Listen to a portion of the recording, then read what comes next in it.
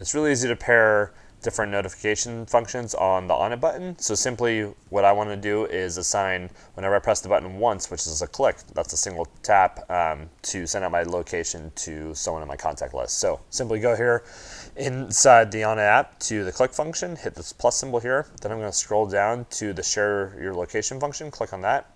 And then what I need to do, I'm going to flip it upside down, is send out a message. So whenever I text someone, I want this message to come out, which is just help, like I'm in distress. Put in the recipient's phone number. So since this is made to work with anyone all over the world, you have to put in the country code. So since we're in the US, I'm going to do 1, then type in my phone number,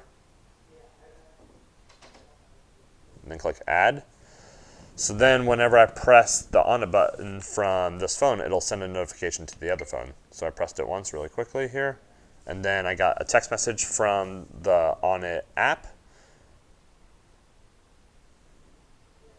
So this is from Brooklyn saying help. So I'm going to click on it, and then in Google Maps, I'll actually be able to see her actual GPS coordinates of where she pressed the notification function from, which is right here in Pleasanton, California. And that's how you pair the Onyt button.